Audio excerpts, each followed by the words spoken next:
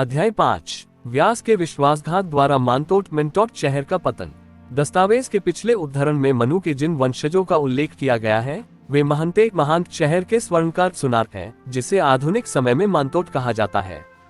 Ceylon gazetteer के पृष्ठ 158 में कहा गया है, मानतोट उत्तरी प्रांत का एक गांव है जो कोलंबो से जाफना जाने वाली मुख्य सड़क पर स्थित है, जो अरिप्पो से 13 मील उत्तर में है।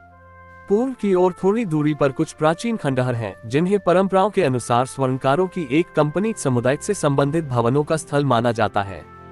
ये संक्षिप्त संदर्भ पाठक को मानतेक गांव, वहां रहने वाले लोगों के प्रतिष्ठित वर्ग या उन पर शासन करने वाले राजाओं के बारे में कोई सटीक जानकारी नहीं देता है।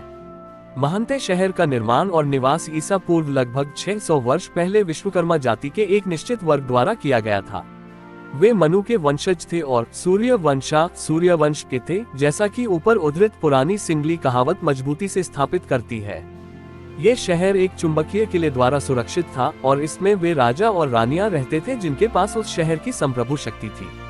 प्रसिद्ध वेद व्यास, जिनका पूरा नाम कृष्णद्वैपायन व्यास है और जो जाति से सुद्रय थे, उन्होंने शहर के निवासियों के बीच कलह पैदा की और राजा भर्तृहरि बाटुलहारी को इसके खिलाफ तत्काल कार्रवाई करने के लिए उकसाया।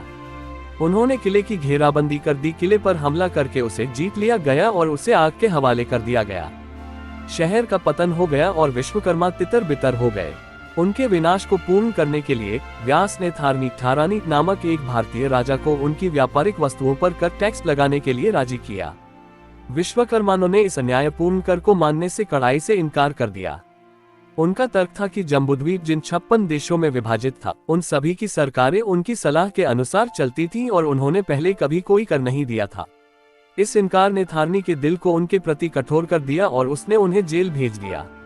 एक पड़ोसी शहर के गवर्नर ताजेई पट्टनाकरू ने विश्वकर्माओं के साथ हुए इस अन्यायपूर्ण व्यवहार से क्रोधित होकर थारनी के किले की घेराबंदी की और उसे तूफानी हमले से जीत लिया।